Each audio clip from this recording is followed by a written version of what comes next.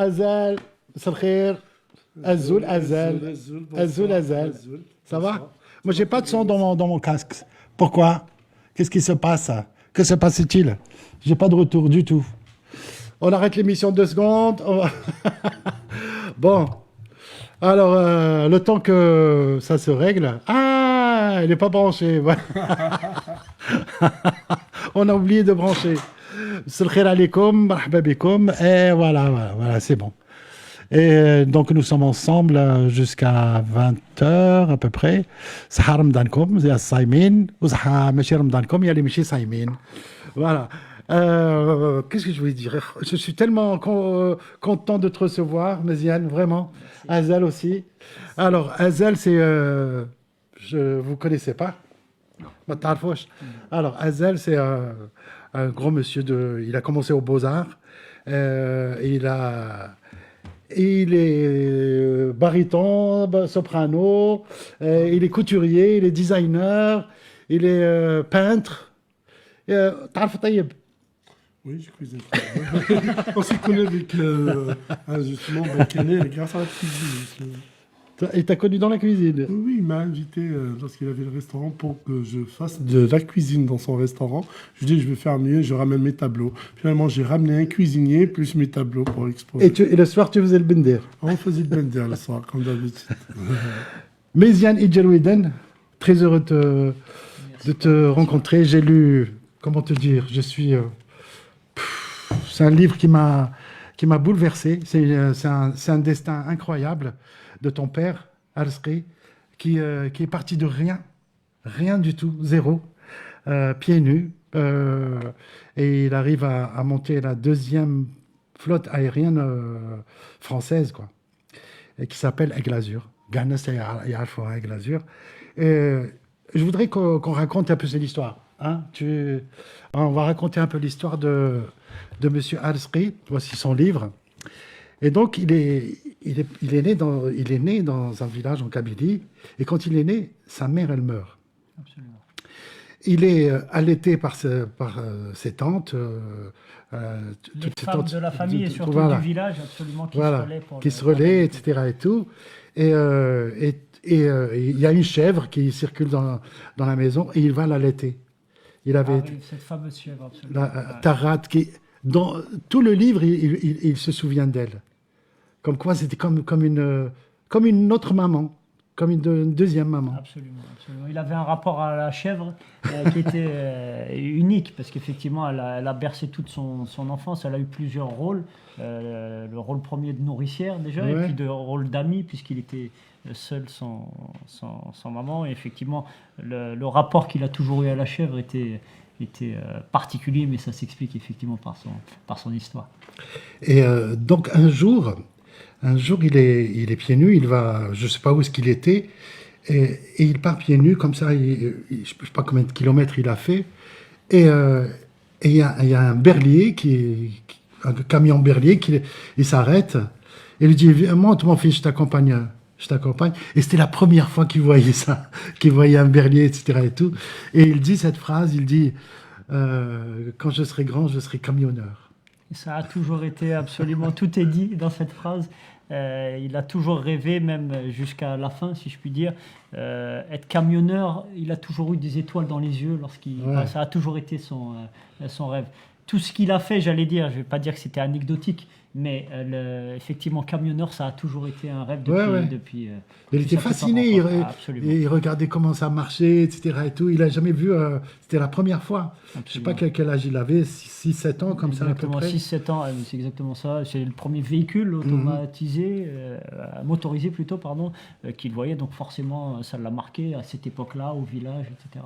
Donc ensuite, il part à l'école. Il étudie. Et il est bon élève, tu vois. Et donc, la 6e, il rate la 6e. Il rate son examen. Il rate son examen parce qu'il est démoralisé. Et heureusement qu'il y avait le certificat d'études. Et quand tu passes le certificat d'études, tu passes directement au 5e. Mais là, il y a quand même une petite anecdote. Ouais. C'est qu'il rate effectivement son examen de 6e. Et il était à Tizi Ouzou. Et pour se punir, pour se sanctionner, Il dit, je vais rentrer à pied de Tizi au village. Ah, et c'est là où il rencontre le camion Berlier, je crois, non? Absolument, lors de ce chemin, lors de ce parcours, si je puis dire, c'est l'équivalent d'un marathon, hein, pour ceux qui ne connaissent pas la distance. Il va se passer beaucoup de choses et forcément ça marque puisqu'il est très jeune. Ça montre aussi le caractère qu'il avait déjà dès sa plus tendre enfance. Et ce camion, effectivement, qui a croisé son chemin. Et à l'école, ça se passe mal. L'arabisation, ils ne supportaient pas qu'on ramène un Russe pour les maths, qu'on ramène un Libanais pour la philosophie. Ceci dit, le Libanais, il adorait parce il lui a ouvert les yeux sur la philosophie. Mais l'Égyptien, là, il n'aimait pas trop. Il n'aimait pas cette... C'est pas tant qu'il n'aimait pas par défaut, c'est qu'il n'aimait pas qu'on ne respecte pas lui et qu'on le sanctionne, qu'on le punisse à cause de son accent ou parce qu'il parlait sa langue maternelle, à savoir le kabyle. C'est ça, plutôt qu'il l'a toujours... C'est une forme d'injustice qui a toujours été forte chez lui. C'est pas en opposition, c'est en réaction. C'est de l'autodéfense, d'une certaine manière. Tu as vécu ça, toi, à l'école? Oui, en Kabylie, moi je me souviens, on est puni si on parle un mot kabyle. C'est vrai. Même à la récréation, je me souviens, j'étais puni plusieurs fois. Plusieurs fois parce que moi, mes parents ils sont âgés, à part le kabyle. Mon père, c'est vrai, il a vécu toute sa vie en France, il parle très bien français, mais avec ma mère, je parlais que kabyle. Alors, c'est pas évident de laisser son accent chez soi et de partir à l'école avec une langue étrangère. Pour moi, c'est toujours... Et le prof, il est tapé avec ça. Il lui disait, tu mets ta main comme ça, tac. Il avait, voilà, vraiment. Et puis, donc, à 13 ans, il quitte le village, c'est ça. Il quitte le village. Son grand-père, ouvre une boulangerie à Tizi. Donc, il le suit à Tizi, mais effectivement, il a 13 ans, mais il se comporte déjà comme un adulte. Il est déjà autonome, indépendant, si je puis dire. Et il faut qu'il se débrouille tout seul. Et un jour, c'est un chineur, ton père, hein. C'est un chineur, il adore les puces, etc. Il adore ça. Et un jour, dans une décharge, il trouve un truc triangulaire comme ça, comme une sorte de bassine, ou je sais pas, j'ai pas très bien saisi. Et en tous les cas, il dit, je vais prendre ça, je vais mettre des roulements à billes. Et il a le père d'un ami à lui, qui est mécanicien, et il lui montre les roulements à billes, etc. Et il dit, c'est son premier. C'était pas un camion, c'était un moyen de transport. Le moyen de transport. Exactement. C'était mon premier moyen de transport. Et donc, c'est écrit merveilleusement bien, en tous les cas, le livre. Et il dit, et donc, avec 5 dinars, il fait transporter du pain, de n'importe quoi, des légumes pour les gens. Et c'est comme ça qu'il gagne sa vie un peu à l'âge de 13 ans. Exactement. Ça a commencé, effectivement, c'est ce que je disais. Il a commencé très tôt. Très tôt. Et ça fallait qu'il vive tout seul parce que ça a toujours été ça. Son père travaillait, j'allais dire, de son côté. Lui a quitté la maison très jeune. Fallait se débrouiller. Se débrouiller ainsi. Et donc, il loue une chambre. Il loue une chambre là-bas à Tizi Ouzou chez une dame. Absolument. Qui payait 20 dinars. 20 dinars la chambre. C'était pas vraiment une chambre telle qu'il la décrivait. Il vivait seul. Il était tout jeune. Il était déjà indépendant. Absolument. Ouais. C'est incroyable. Hein. Une vraie leçon de vie. Tu connaissais un peu cette histoire ou pas? Je connais, j'ai rencontré son père, le défunt, son père. Mais tu connaissais cette histoire? Non, je ne la connais pas. Que c'est quelqu'un qui a démarré de rien, mais vraiment de rien. Il était pieds nus. Il marchait pieds nus. À un moment donné, il décrit comment l'asphalte lui collait dans ses pieds, etc. Et tout. Et, le goudron avait formé une semelle. Une semelle, exactement. Le goudron avait formé une semelle. Voilà. Et puis, c'est ce monsieur qui fait la deuxième grande compagnie aérienne de France, Aigle Azur. Et voilà. Et puis, donc, il y avait la langue berbère qui le tenait vraiment à cœur. Et il ne comprenait pas pourquoi cette langue n'est pas étudiée, n'est pas enseignée à l'école, etc. Et tout. après, il va à la fac. Il a le bac. Il est super content. Il va à la La fac. fac, c'est Alger. Alger. Donc, Donc, il, la ouais. fac de droit. Il est au pavillon B. Et à la fac de droit. Et la fac de droit, à cette époque, dans les années 70, c'était vraiment, il y avait beaucoup de militants paxistes, etc. Et tout. Et il y avait des militants islamistes. Absolument. Et c'est là où il a des amis qui font du théâtre. Et il tombe. Je ne sais pas pourquoi je raconte, parce que normalement, c'est toi qui me fais. Je fais une interview, mais c'est moi qui raconte l'histoire. C'est plus joli quand c'est les autres qui le racontent. Non, mais je t'assure, c'est un bouquin passionnant. Vraiment, il faut vraiment le lire parce que c'est un type d'exception. Vraiment. C'est comment, une trajectoire exceptionnelle. Vraiment, ça m'a bouleversé. Son histoire m'a vraiment bouleversé. Et donc, il y a un problème avec les islamistes, etc. Et tout. Et lui, il est rentre dedans, quoi. Il est dans les affrontements contre les islamistes, contre le Houkouma, etc. Et tout. Il se retrouve plusieurs fois au commissariat de police. Absolument, ouais. Et raconte Et un peu.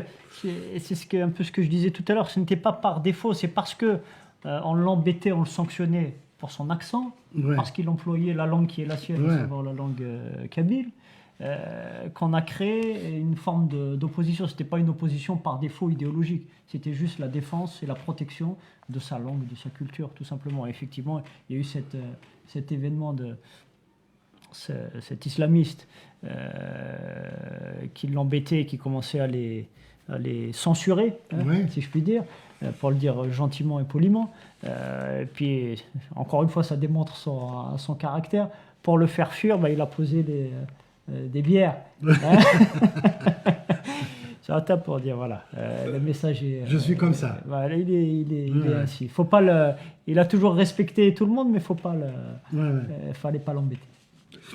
Mais il a un truc avec la famille et la terre incroyable. Il a un lien à la terre et au village, à la famille. Au senteur, Oui, au senteur, Ouais, ouais. au senteur qui était Au lentisque.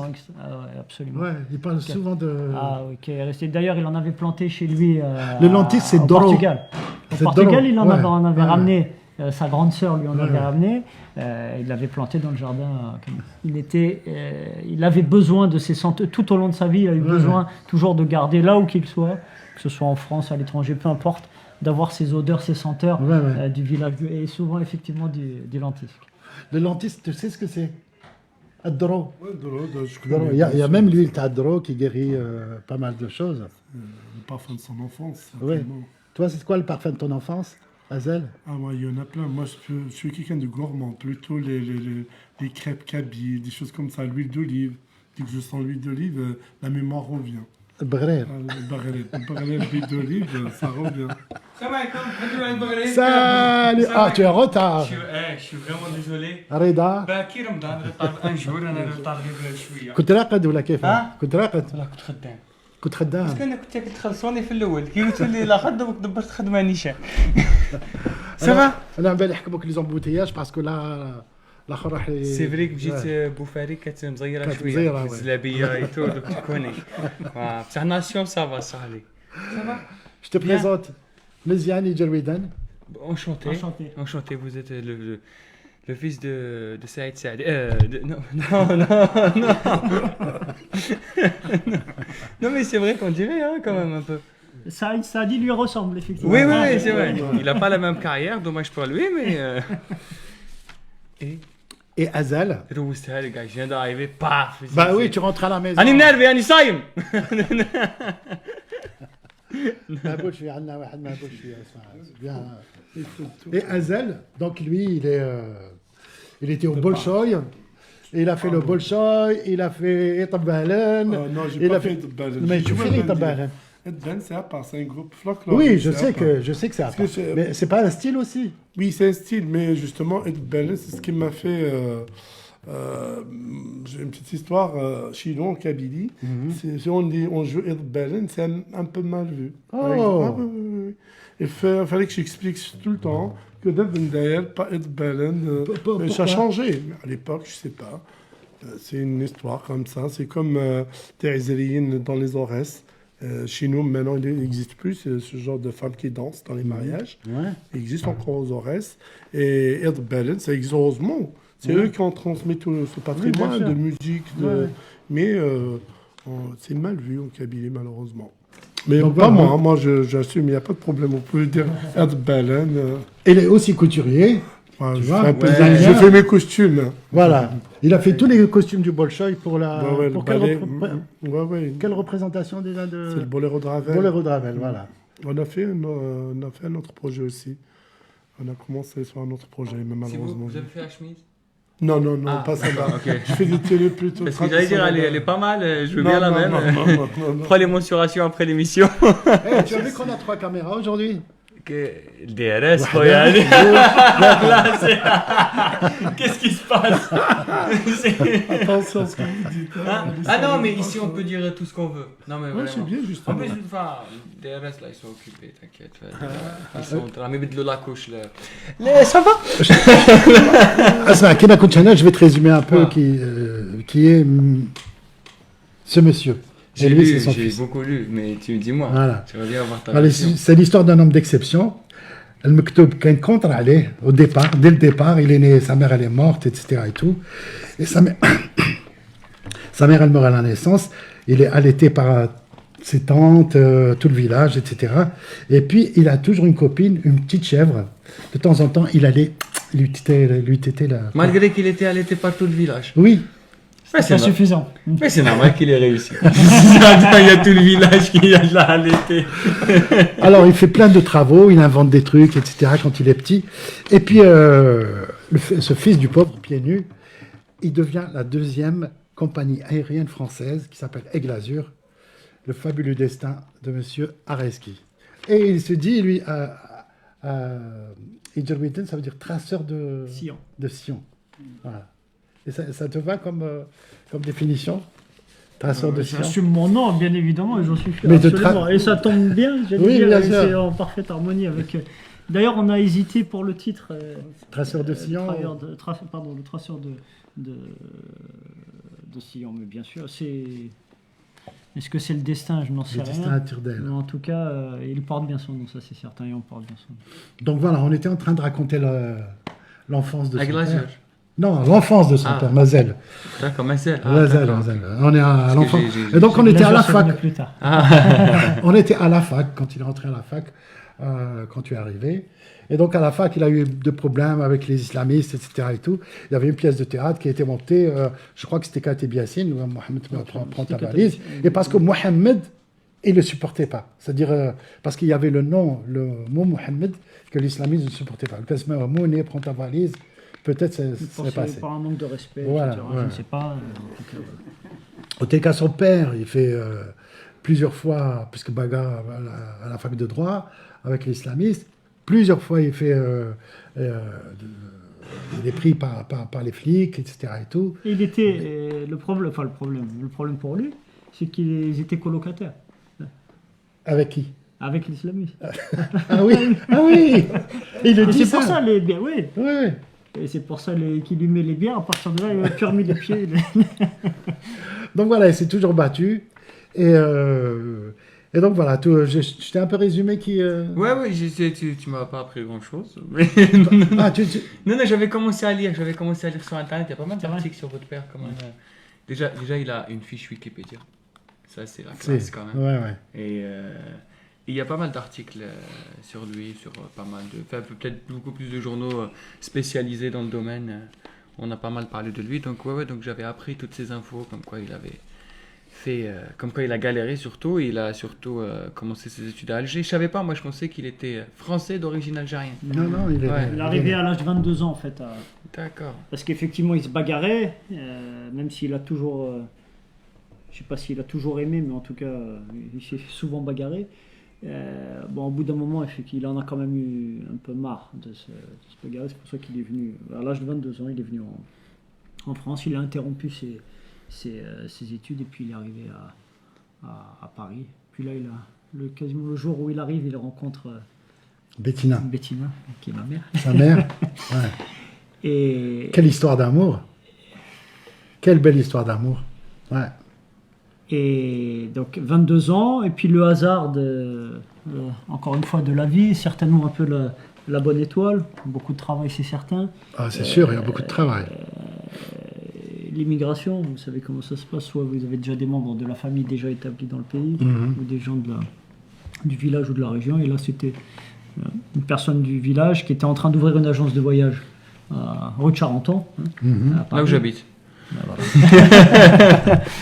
C'est pas une Juste à blague. côté du marché de Lille, Ouais. au 101 exactement, rue de Charenton. D'accord, moi je suis au 71. Ouais, moi...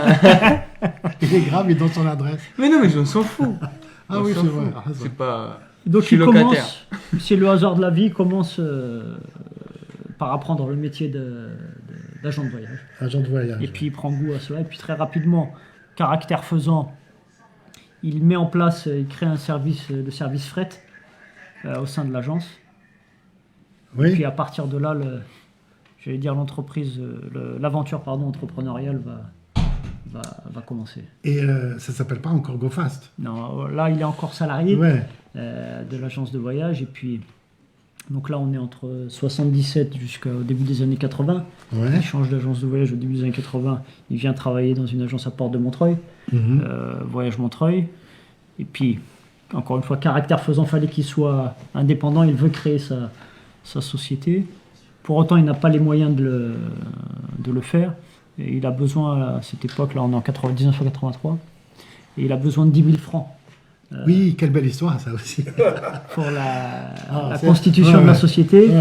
Ouais. Qu'il emprunte auprès de quasiment une vingtaine de personnes. Ils sont encore 100 dans un francs café. par-ci, Ouais, 50 ouais. francs par Et là. il y a un gars qui lui donne Il dans a fait une un enveloppe. crowdfunding à l'époque. Oui, oui, Exactement. crowdfunding. Exactement. Et il y a un gars qui lui donne 50 francs dans une enveloppe. Et il raconte que ces 50 francs, tu peux pas savoir comment ça l'a touché. Parce que le mec n'avait pas grand-chose, quoi. Et il lui a dit, voilà ce que j'ai, je te donne 50 francs. Et il a décidé que tous ces gens qui l'ont aidé, ils auraient des billets gratuits. C'est ça? Ah oui, mais c'est même pas qu'il a décidé, c'était une évidence. C'était une évidence, ouais. C'était une évidence. Et Il fallait, sans eux, il n'a jamais oublié, il n'a jamais rien oublié, et sans eux, je serais certainement pas là aujourd'hui.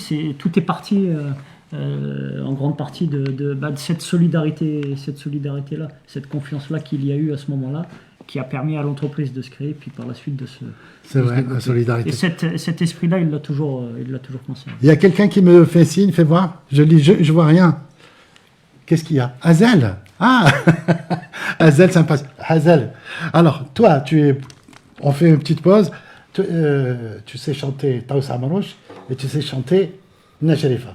Non, je ne sais pas chanter Necherifa. Si. J'ai appris un peu. Tu as appris, mais Oui, on va pas te demander de faire le bolshoi ici. Non, je ne vais pas faire le bolshoi. Voilà. Voilà. Fais un truc qui t'inspire depuis la discussion qu'on a là. Moi, en fait, j'ai prévu que je chante une chanson bendir, mais si vous voulez un chant d'ambiance, c'est ça? Comme tu veux, toi. Pourquoi tu me regardes pas quand je te parle? Il est en train de me faire des signes. En fait. Désolé. Faut pas le regarder, lui. Oui, il est en train de me faire des signes. Il faut pas. Hein. Oui, ce que vous voulez, il n'y a pas de souci. Moi, je suis. Allez, Taous Amarouche, allez. Ah. Non, c'est Non, beau. non. Un truc qui va Ouais. vous faire plaisir, c'est mieux. Un truc que vous avez envie de chanter là. Là, vraiment un truc. Voilà. J'ai pas envie de chanter du tout. Ah ben voilà, pourquoi tu l'obliges?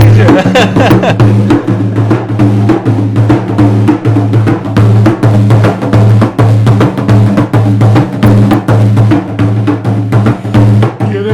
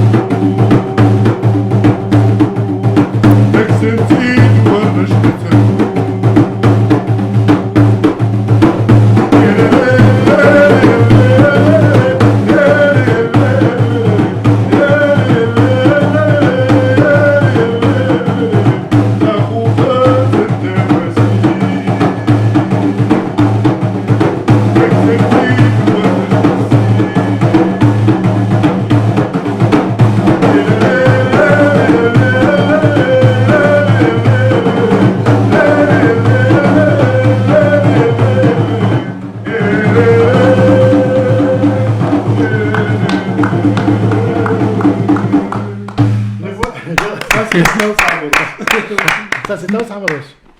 Les voisins, c'est Bhouna.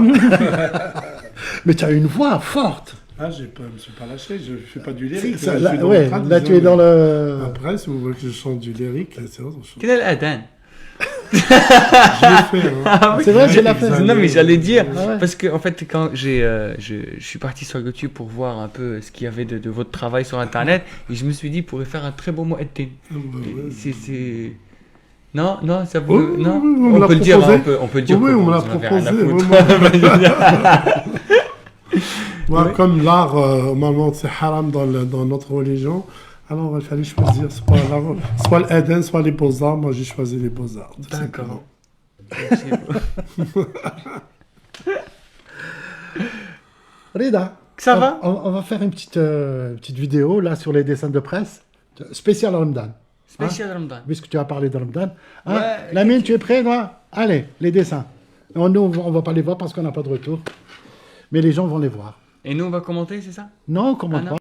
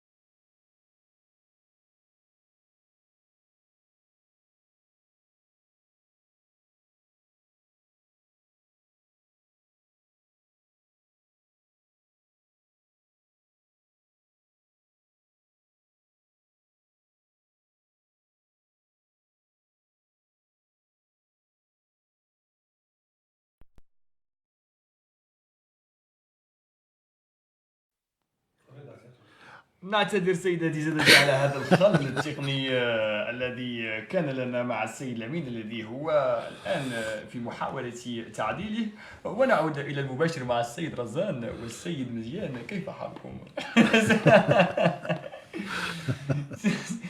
Oui, علم dis-moi. Non, bon, j'ai rien à dire. C'est à toi. Ah, C'est à toi. Qui راك مع Ramadan? والله خويا Voilà. رمضان فوق. Tu as vu l'ambassadeur des États-Unis à Alger? Ouais. Qu'est-ce qu'il a dit? Non, j'ai Il pas- a dit Sahar Ramadan comme Ouais, c'est- dans une mosquée.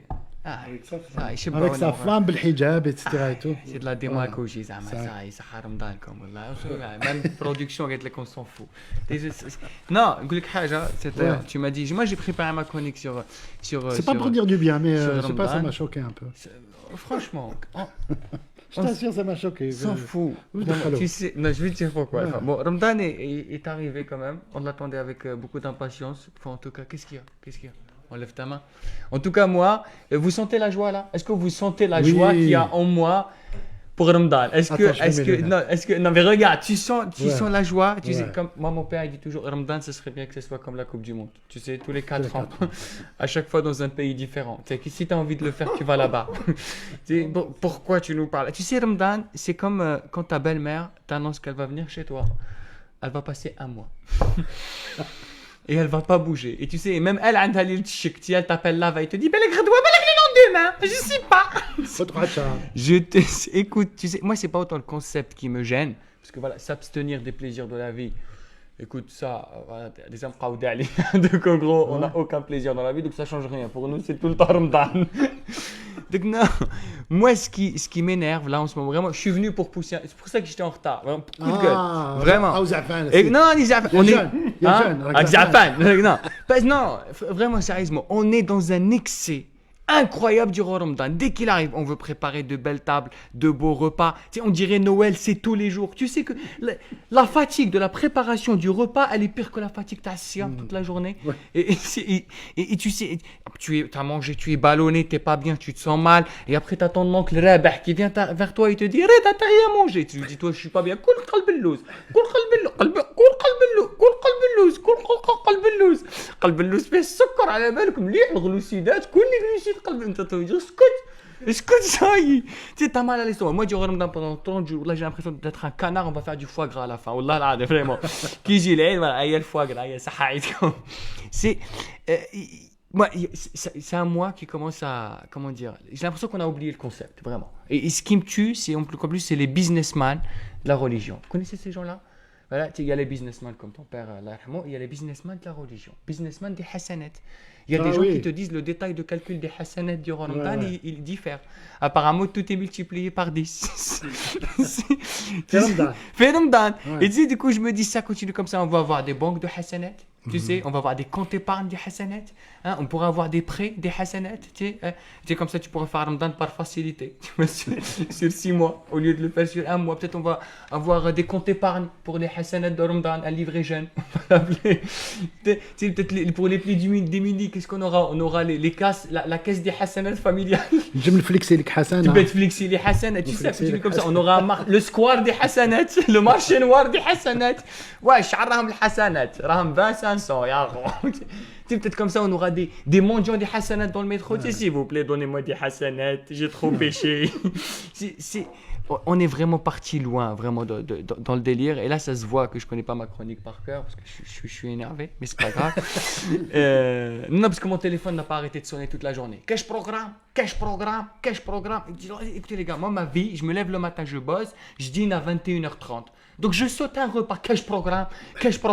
Hablouni, wallah khoya, hablouni, je te jure. Non, l'entourage, tout le monde. Tout le monde, ما تصوموش ليه ما قدش ما يصومش. ما بعثولكش هذوك لي جيف Alors, رمضان لا اله الا الله محمد رسول الله. Ah là là là là, je te les messages groupés. Ramadan je te jure. Oh là là. Et non, attends, j'ai pas fini. Moi, ce qui me tue durant ce mois, c'est que les gens deviennent fous parce qu'il y a ceux qui veulent pas assumer. Parce qu'ils veulent avoir une bonne raison. Il y a des gens qui vont chez le médecin pour lui demander un certificat médical pour ne pas faire Ramadan. Tu vas le présenter à qui? Tu vas l'emmener là-haut au service de ressources humaines? Hein? تدخل عند ربي تقول له عندي arrêt maladie ما تصومش رمضان. Tu sais, les gens sont malades. Ils te posent des questions bizarres. Tu sais, il te dit, est-ce que j'ai le droit de mettre le khoul durant Ramadan? Tu sais, il te dit, est-ce que j'ai le droit de ne pas faire Ramadan si je dois aller au consulat d'Algérie? Parce que c'est fatigant. Il y a des gens qui te disent, est-ce que je peux faire Tarawih mais avec nuit debout? Avec nuit debout. Place de la République. Tu sais, il y a des gens qui se disent, est-ce que je peux mettre un suppositoire durant Ramadan? Est-ce que ça casse pas le jeûne? Hein? Azal, il faut pas être choqué. Il y a des gens qui se posent vraiment la question. Il te dit, est-ce que... Parce que, je sais pas comment ça va se passer. Écoutez, moi, cette personne... Lui, c'est la journée contre l'homophobie, attention. Hein? Lui, c'est la journée contre... Mais c'est quoi le rapport entre suppositoire et l'homophobie? Bah si. Mais suppositoire, c'est pour le himma. Mais il est fou, lui. Mais non. Non, la manière dont tu l'as dit. Comment ça? Non, c'est la manière dont tu l'as dit. C'est ma manière à moi. Voilà, okay. Mais tu sais très bien que j'ai un petit côté efféminé. Ah, okay. Comme nous tous. Comme nous tous. Non, c'est ce mec-là qui a demandé est-ce qu'on a le droit de mettre suppositoire? J'ai envie de lui répondre ça, personnellement. Je ne sais pas s'il nous regarde, on a 3 caméras. C'est sûr qu'il nous regarde. Écoute, le suppositoire, tu sais, en arabe, on appelle ça shmi'at en algérien. Shmi'at, ouais. C'est-à-dire d'où le verbe shimma. Tu vois, ouais. Et ça me rappelle l'expression de ma mère qui me disait le kamet que tu finis pas ton assiette, tu vois, là ça nous dire quoi? Ah oui, quand même. Ah oui, ma mère me dit tu finis pas ton assiette, ah oui. D'après la théorie de ma mère, ça prouve que la bouffe ne peut pas rentrer que par la bouche, elle peut rentrer par ailleurs. Donc voilà, si on utilise cette théorie, on peut considérer que voilà, mettre shmi'at, si c'est considéré comme un plat, et ben ça casse le jeûne yaoud al-haram. Salam alaikum. Reda Seddiqi qui est à la Nouvelle Scène tous les mercredis. Il me reste 2 dates à la Nouvelle Scène. Il te reste 2 dates. Ouais. Ramadan. Et après, tu pars au Lucionnaire. Exactement. Voilà. Ouais. Et Azel, tu es le 5 juin à l'Européen. Exact. Ah, c'est ton premier gros concert وحدك? Non, j'en ai fait un. Tu en as... Non, je sais que tu as... Non, ça fait 20 ans. Oui, je sais. Que je fais de la scène wahdé. Non, mais... L'Européen, c'est pas la première fois. J'ai fait le palais du Congrès wahdé. Ah, c'est pas vrai. 2 fois de suite. Pourquoi tu m'as jamais invité, etc. C'est pas moi qui s'occupe de l'invitation. Moi, je t'ai vu une seule fois au Cabaret Sauvage, c'était pas, je me rappelle plus. Sauvage, j'ai pas chanté. Si, t'as chanté. Je suis venu juste, j'ai fait un chant, c'était Voilà, ouais. Les Aveugles Éclair Paris, Voilà. avec M. Bouakkez et Jean-Philippe Oui, Riquel, exactement. Ouais. qui a invité, c'était avec Youssou N'Dour. Ah, je suis désolé, hein, vraiment. pas de- Subhanallah. Ça fait 20 ans que je fais la Et scène. donc, le 5 juin, tu vas C'est l'Européen, c'est la deuxième Présente fois que quoi je fais de l'Européen. En fait, c'est à l'occasion de la sortie de mon album, en fait. Ah, il y a On a envoyé mon album qui sort le 5. et donc, il y a quoi dans cet album? L'album, il s'appelle Islam, c'est recueil du chant ancien berbère.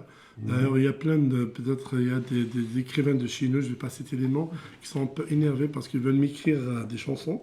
Et je tenais à faire ça comme un travail dessus, comme une thèse de poésie, en fait, des chants que j'ai ramenés de chez moi. Un recueil de poésie ancien que j'ai chanté avec des airs anciens. Tu es toujours dans l'ancien. C'est important de savoir d'où on vient, si on veut faire des démarches à... Il y a un groupe de 3 filles aussi qui récupère les vieux Les chants voix des cabi- racines, ouais, Les voix des racines, ouais, c'est ça, les Marseillaises. Non, il y a Non une de Marseille. Il y en a deux, une de elles sont Marseille. Paris, Ouais. ouais. Ah oui, oui, les deux sont de Paris. Parce que Exactement. j'en ai rencontré une, là, d'ailleurs, qui a organisé le groupe, festival Algérie Plurielle à Marseille, là, pendant 10 jours. Exact, Mm. exact. C'est des amis à moi, ouais. D'accord. Je les ai accompagnés déjà avec le Bendir. D'accord. Perfecto, واسمح لي. Hein. Oh معليش. Donc, Angel Whedon, on revient vers toi. Et il y avait. Donc, on parlait de ton père qui arrive en France, etc. et tout. Monsieur Areski, qui arrive en France, et donc il rencontre ta maman. Et ça se passe bien, c'est une belle histoire d'amour. Et un jour, donc il monte cette société à Montreuil. GoFast Transport. Non, avant GoFast. Avant GoFast, je ne sais pas ce qui se passe. Un jour, il reçoit une mallette pleine d'argent, etc. et tout, d'un ami à lui, parce qu'il avait besoin d'argent. Et il s'est fait braquer. Il se fait braquer par deux... Ça, c'est quand il était encore à Rocharenton. Richard, c'est pas Charenton ou la Montreuil? Non, là, Ah, il était encore à Rocharenton. Rocharenton. D'accord. Mais à Ravoyage, à l'époque, l'agence Et s'appelait. il se fait braquer Et là, il a avec été un pistolet, braqué. etc. Et le mec, Ah il ouais, tire. ouais, absolument. C'est fou. Ah, il tire pas, non, pardon. Si, tire pas. il tire pas sur lui, mais il tire. Il tire pas, mais il a été assommé parce qu'en fait, ils étaient étaient deux. deux, D'ailleurs, ouais. il y a une photo qui l'illustre dans le Oui, dans il le- est... dans le livre. Ouais, ouais. Qui l'a frappé en fait au niveau du crâne, il a été ouvert, donc ça a laissé des, Et son bras. laissé des traces. Et Ouais. effectivement, le bras qui a été. Et donc, qui a été cassé. mais ils l'ont pas volé. Ils n'ont pas pris la mallette. Ils n'ont pas réussi. Ils ont pas pris la mallette. Et il y a aussi un... Donc, ça s'appelle Mehara Voyage, c'est C'était ça? meilleur à voyage. Ouais. C'était là. Et donc, explique-moi, Mehara Voyage, c'était une agence de voyage. Absolument, ouais. Et c'est au sein de cette agence donc il a appris le métier. C'est la première agence dans laquelle, donc celle qui était à rue de Haute-Charenton. Donc il a appris le métier. Et puis c'était une époque où la réglementation était plus large pour les agences de voyage. Et elle permettait à une agence de vendre du fret, ce qu'on appelle du fret. De la billetterie, que ce soit l'aérien, le maritime, le ferroviaire, ou le fret, donc le transport Ouais. de De marchandises. marchandises. Et lui met en place ce service-là au sein de l'agence de Mehara Voyage. Mhm. Et puis il prend goût à cela, donc il va démarcher. Il cible essentiellement c'est la clientèle d'Afrique de l'Ouest notamment, où il y a des problématiques bagages importantes. Et il développe ça et il prend goût à cela. Et puis quelques années après, donc c'est ce qu'il lance en fait seul à Montreuil. Et il y a une belle histoire quand il va dans le foyer des Maliens. Il va- Il faut parce que, essayer un ouais. contrat. Je sais Il pas, faut si essayer un un- contrat, ouais. je sais pas, Hassan, c'est un foyer et il arrive dans un grand réfectoire et il glisse et il tombe et c'est là où il devient copain avec les Ils Maliens, ont etc. sympathisé. Ils ont exactement. sympathisé, etc. Et ils venaient là pour démarcher justement. Oui, oui. Et puis ça a été l'occasion de sympathiser et c'est resté effectivement. D'ailleurs, quelques années après, avec Aigle Azur, on a ouvert, d'ailleurs Aigle Azur le fait toujours, on a ouvert le Mali. Le Mali, ouais. Et on a été la seule compagnie à ouvrir CAI, parce qu'il faut savoir que l'immigration d'origine malienne en France, la très très grande majorité n'est pas de Bamako, mais de la région de Caille. Caille. Caille, ouais. Donc même si on aurait pu ouvrir une ligne Montreuil-Caille, il fallait l'ouvrir direct. Et on a été la seule compagnie à desservir directement Caille. Et là, vous êtes à Montreuil, c'est ça. Vous êtes installé à Montreuil. Vous avez quitté Charenton. Là, au début des années 80, il crée effectivement GoFast à Montreuil, à la porte de Montreuil, rue de Paris. Donc l'aventure entrepreneuriale, là, il crée la société. Donc là, on est en 83, c'est GoFast Transport. Commence et il se lance effectivement dans ce qu'on appelle le transit, le transport de marchandises. Et puis l'entreprise grandit petit à petit. Et donc, dans ce magasin, il y a comme un appartement dessus, ou une chambre. Au-dessus, ouais. Et il y a un personnage qui vient, il arrive du Canada avec sa valise. Et c'est Fellag, que ton père héberge pendant je ne sais pas combien de temps, hein, il a aidé. C'était à l'époque, à cette époque-là, dans les années 80, même 90, c'était un passage obligé quasiment. La porte de Montreuil était un passage obligé pour beaucoup, dont effectivement Fellag qui a été hébergé. Super. Et puis, oui, il y avait aussi cette histoire de solidarité dont on a parlé tout à l'heure, qui l'ont beaucoup aidé. Oui, on l'avait raconté, cette histoire quand il avait besoin de 10 000 francs. Effectivement, les 10 000 francs. Donc, il voulait lancer et créer sa société pour être libre, indépendant. Pour autant, il n'avait pas les moyens de le faire. Donc, il a emprunté les 10 000 francs auprès d'une vingtaine de personnes. Donc, il y a eu 50 francs par-ci, 100 francs par-là. Et c'est ce qui lui a permis de lancer et de créer GoFast Transport. De drogue. Malheureusement, ce qui est devenu par la suite autre chose avec lequel nous n'avons rien à voir. Il marchait, ton père, il voit GoFast, c'est un film qui est sorti plus récemment, il y a une dizaine d'années. Mais à l'époque, là, donc on est au début des années 80, c'était pas un sujet. Je ne citerai pas d'ailleurs. Hein. Mais, non, il n'y avait pas, c'était comme son nom l'indique, c'était pour aller vite. Et donc, ça marche plus ou moins bien, et puis un jour, ça marche pas du tout. Je ne sais pas pourquoi, Hassoun. Il y a des hauts, il y a des bas, des bas, etc. Et puis, son associé lui dit on ferme. Et lui, il se tâtait est-ce que je vais fermer, je vais raccrocher, etc. Et, tout. Et puis, il y a un Libanais qui appelle et il lui dit on est c'est au moment de la première guerre du Golfe. C'est là effectivement l'activité chute. Et là, il est au bord de la décennie noire. Et lui, il croit c'est risqué, etc. Mais il y croit et il a envie de. Et donc il y a un Libanais qui lui dit voilà, moi j'ai beaucoup de presse, toute la presse arabe, etc. Et tout.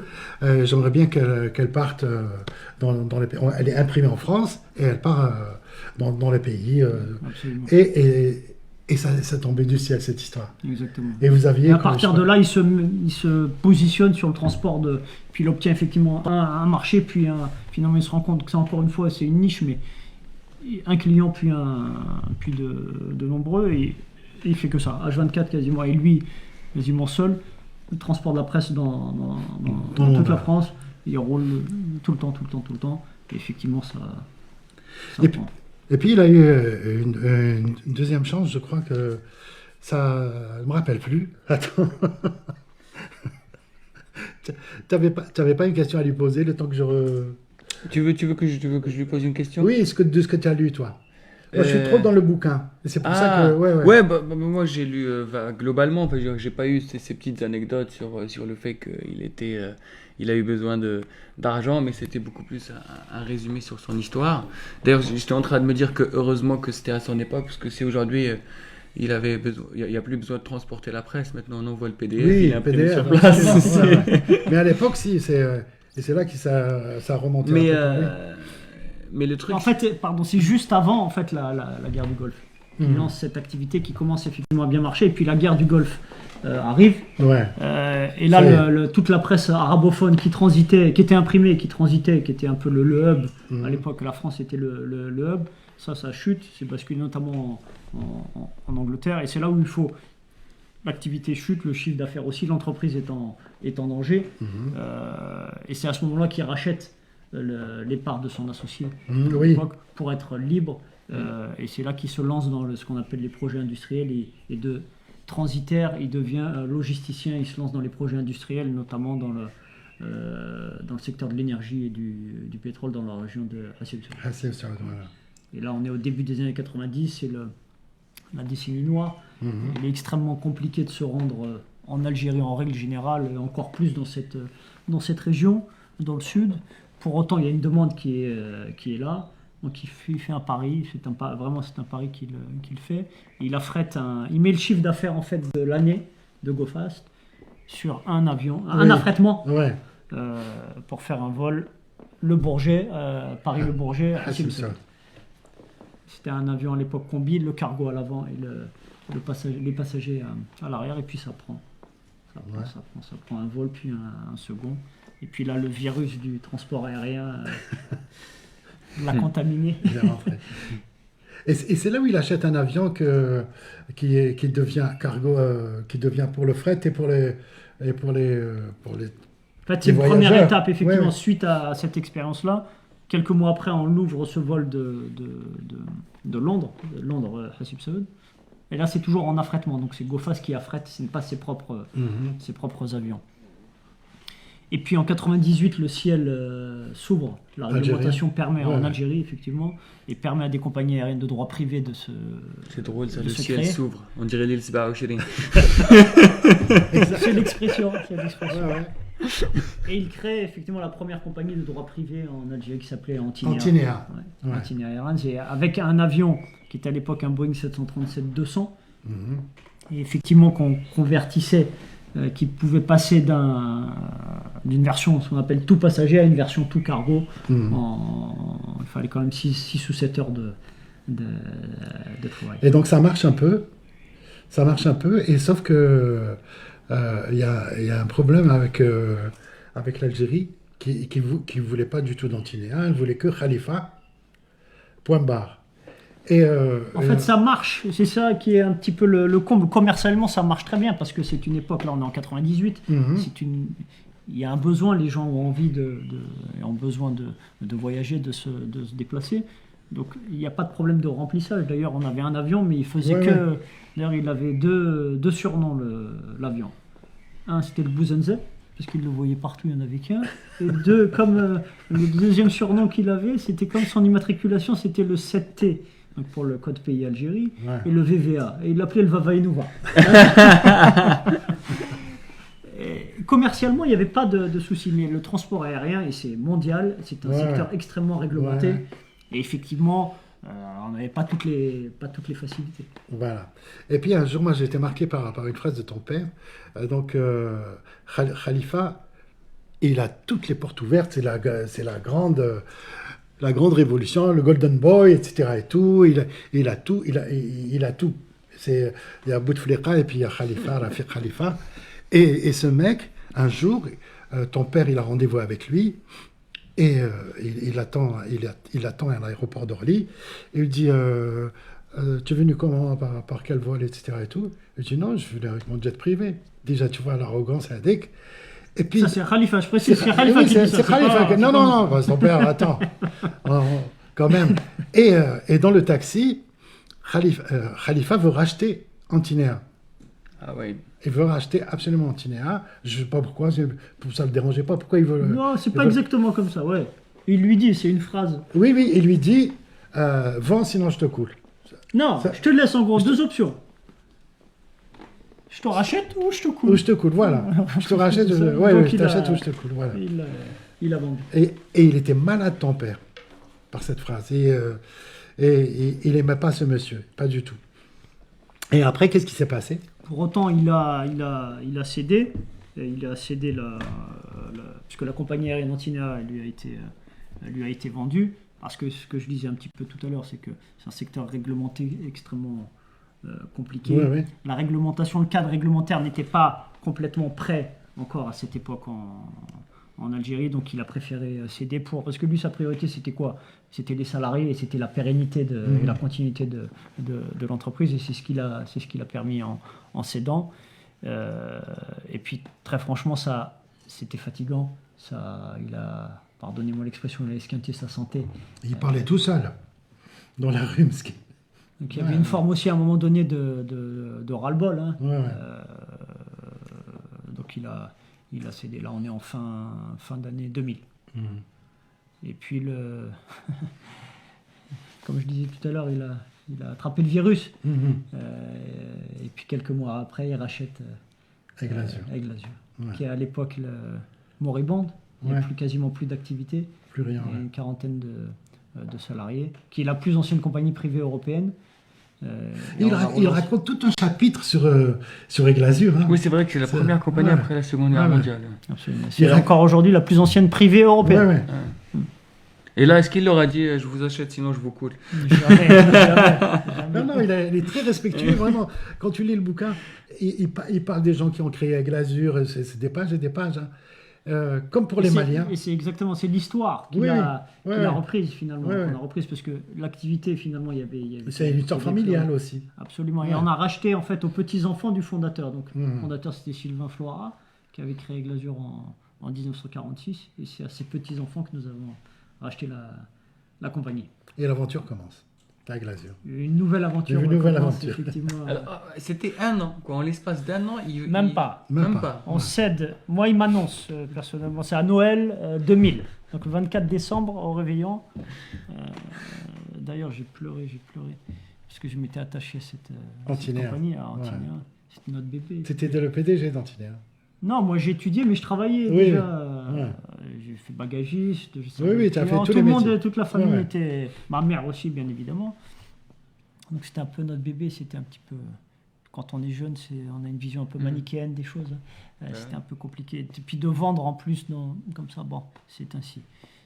Fin 2000. Et le 29 mai 2001, très exactement, on rachète même pas 6 mois après. Quand je dis qu'il y avait le virus, c'est vraiment ça. Et Aigle Azur, ça a duré combien de temps? Bah, donc là, on est en 2000, donc on reprend fin mai 2001. Et puis on relance petit à petit l'activité, charter dans un premier temps. On lance d'ailleurs, pour l'anecdote, le premier avion qu'on signe, qu'on loue, parce qu'on cède l'avion qui était l'avion qui était en flotte, c'était un avion d'ancienne génération. On le signe, le contrat de location, le 9 septembre 2001. 48 heures après, il valait même pas 25% de ce qu'on avait signé. Pour autant, ça n'a pas empêché l'entreprise de se développer. On en a fait effectivement, là, en termes de passagers transportés, en une dizaine d'années, on en a fait la deuxième compagnie aérienne française, en la spécialisant sur ce qu'ils savaient faire, sur ce qu'on savait faire, c'est des immigrations fortes établies. Et les premières lignes, c'était Alger, Paris. Hein? Les premières lignes, c'était des lignes charter. Même avant Alger, c'était Hassim Saoud. Hassim C'était le Saoud, vol oui, qu'on on a en a repris. parlé. Effectivement, le Paris-Alger en charter dans un premier Ouais. temps. Et Quand puis, tu dis ça, charter, ça veut dire quoi? c'est-à-dire qu'on n'avait pas des droits réguliers, on pouvait que sur certaines périodes d'accord. opérer les vols. Et puis à partir de 2003, on a réussi à obtenir les droits réguliers. Mhm. Et donc là, l'aventure vol régulier a débuté avec Donc effectivement le Paris-Alger. Et puis petit à petit, on a élargi sur toutes les villes algériennes. L'Est, l'Ouest, le Sud, Paris, et que ce soit la province algérienne comme au départ de la province française. Donc il y a eu une couverture extrêmement importante. Et l'Afrique de l'Ouest. Effectivement. Et ce qui était marrant...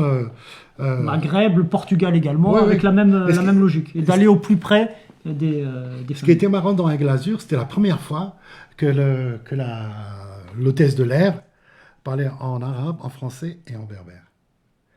Et quand le vol va au Mali, à Bamako, et ben, l'hôtesse de l'air, elle disait en français et aussi en soninké ou en bambara. On a fait exactement la même logique, j'allais dire. C'était pour que les gens se sentent bien. Ouais, et ça, ouais. encore une fois, ça revient aussi, c'est lié à son histoire. Ouais, ouais. L'importance de juste d'entendre sa langue. Il n'y a certainement rien de politique là-dedans, c'est rassurant, ça fait plaisir. D'entendre sa langue maternelle, surtout dans l'avion qui est un espace, un univers de plus en plus où la sécurité a pris un rôle, une place de plus en plus importante. Donc c'est un périple on est pas, je m'excuse d'avance, mais dans les aéroports c'est de plus en plus compliqué. Bah oui. On est de plus en plus maltraité. Donc quand on arrive à bord, en plus si on n'entend pas notre langue, etc., ça rajoute de Elle est géniale, l'anxiété. cette voix. Moi, je l'adore. Tu sais, t'as avec l'azur, elle fait سيداتي سادتي مرحبا بكم على متن طائرة خطوط أجلازيو المتوجهة إلى مطار هواري بومدين. J'adore cette voix. C'est qui cette meuf? Je dirai jamais. Eh ben, en tous les cas, Aigle Azur a duré un moment. Et puis, il a été vendu, c'est ça? Et puis effectivement, nous on l'a développé Oui. pendant quasiment 15 ans. Mhm. Et puis c'est ainsi qu'il fallait pour lui donner aussi, pour qu'elle puisse continuer son développement sur d'autres marchés. Est-ce qu'il était vivant quand tu dis? C'est lui qui l'a vendu ou bien Absolument. C'est lui. Ah oui, oui. Donc c'est- En 2012, le processus Ouais. de cession a commencé dès 2012. Mhm. Ah oui, oui, c'était lui. Et pourquoi? Pour justement lui donner les moyens, parce que l'histoire, elle est belle, mais c'est un secteur extrêmement capitalistique, extrêmement dangereux au sens économique, hein, le transport aérien. Et l'aventure qui est la nôtre, 100% familiale, une compagnie aérienne, Ne pouvait plus tenir dans le c'est marché. dangereux pour la suite. C'est bien pour l'histoire, oui, mais c'est extrêmement dangereux pour affronter les défis du pétrole, du dollar, de la Des concurrence, guerres, ouais. des grèves, de la géopolitique, des low cost qui arrivent. Ouais. Quand bien même on l'a développé, ça s'est très bien passé. Ce qui compte, c'est pas aujourd'hui, c'est demain et après-demain, et prévoir le demain et après-demain, c'était d'ouvrir son capital pour qu'elle puisse se développer, notamment sur le long courrier. Et ça, on ne pouvait pas prendre les risques tout seul, il fallait des investisseurs qui soient prêts à la développer. Et c'est lui qui a choisi les investisseurs chinois? Absolument. C'était lui? Ouais, ouais, ouais. On a choisi ensemble. Je veux dire, il n'y a rien eu de. Lui, l'intérêt a toujours été l'entreprise. Ça n'a jamais été sa personne ou la famille ou quoi que ce soit. C'est l'entreprise. Si on peut servir à quelque chose à un moment donné, tant mieux. Mais s'il faut autre chose à un autre stade, eh ben, ce qui compte, c'est l'entreprise. Merci beaucoup. On va écouter C'est moi. Azel, après on revient. Allez, Azel, Smahan. Il n'y a pas de souci. C'est tellement passionnant ce qu'il raconte. T'as vu? Non, moi, je suis. Très belle histoire, vraiment très belle belle histoire. histoire. Pardon, on fait une chanson. Allez.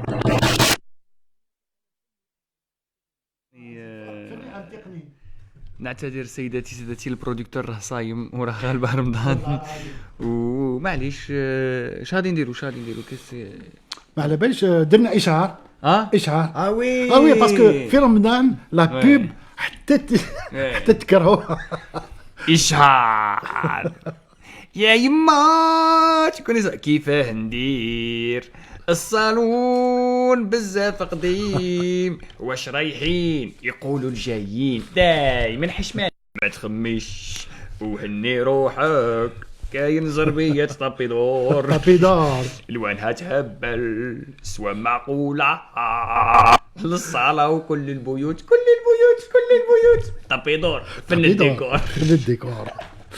Donc, si vous faites des tournements de pub, ou là vous faites vraiment de copier les pubs avec la guitare ou la derrière, battez-vous maintenant. C'est vrai, Vraiment. c'est vrai. Mais cette pub-là, T'as elle pris est d'autres. déjà détournée. Je veux dire, tu veux détourner quoi? Est-ce que tu connais une pub تعجبك تاع Je الجزائر؟ me souviens تاع حديدوان SBCH. اه البي سي اش باش على القطره ما Ouais, mais c'était quoi ça? البي سي اش البي سي اش يما ميديتي ومتر ميديتي وما تبقاش غنيها لنا ما عندك البندير بلوز البديل بي سي اش يما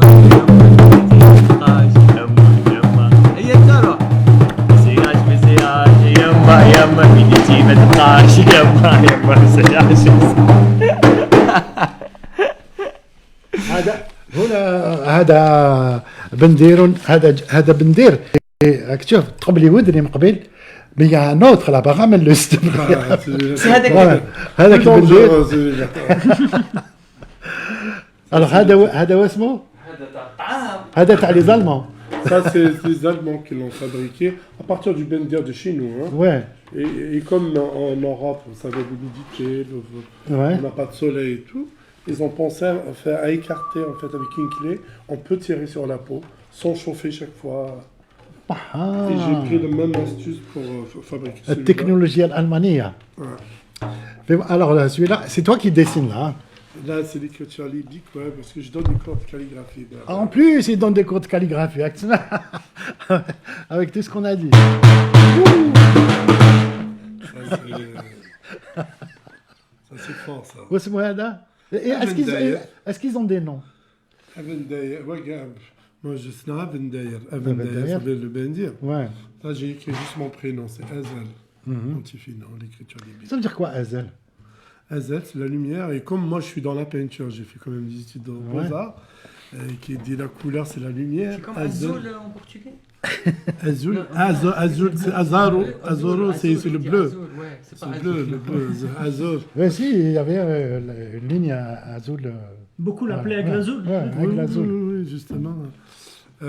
Sinon, la valeur, c'est pas par rapport à moi que j'ai la valeur, c'est ce que je fais, parce que je garde les traditions, les chants de chez nous et d'essayer de les transmettre. Super. Merci beaucoup, Hazel. Donc, le 5 Le juin, 5 juin. il est à l'Européen. Et il faut absolument lire. C'est vraiment exceptionnel. Vraiment, c'est un itinéraire exceptionnel. C'est l'histoire de ce monsieur, Arzqi. Depuis son enfance jusqu'à Aigle-Azur, vraiment, il y a plein d'anecdotes, plein de péripéties. Il y a même à l'intérieur des photos. Voilà, il y a 4 ou 6, une dizaine de photos.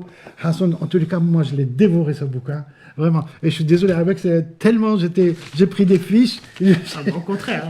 Mais non, il fallait faire une interview sans fiches, sans rien. Sans quoi Sans fiches. Là, après, t'as dit quoi? Voilà. Mais c'est vrai, on dirait que j'ai raté l'interview, etc. Et tout. Je suis pas content en tous les cas. En tous les cas, merci beaucoup. Vraiment, C'est moi, merci. merci. Et, vraiment, il y a un truc. Il m'a vraiment nourri ce bouquin. Vraiment, il m'a enrichi, il m'a grandi et il m'a nourri. Vraiment. T'as ça. C'est moi qui vous remercie. Azel, merci beaucoup. Moi, c'est moi qui T'as vous ça. remercie pour Et si l'invitation. tu peux me faire plaisir, une chanson pour la fin. Bah, la chanson, en fait, on est en train de faire un album avec, il s'appelle Islan, Ouais. avec plein de chanteurs. de Islan, chez c'est nous. qui Islan? Islan, il a... Islan, Islan, c'est mon album. Islan, c'est Ah. les recueils de chants.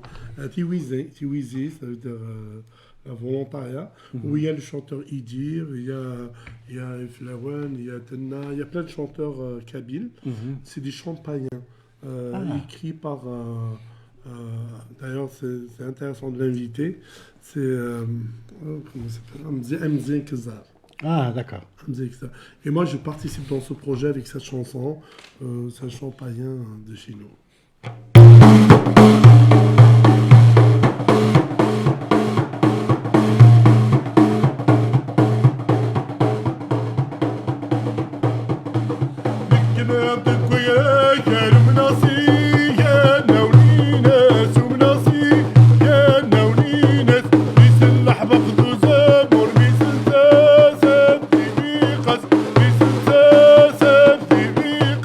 أمني يا مكاتن بدلا وين اليوم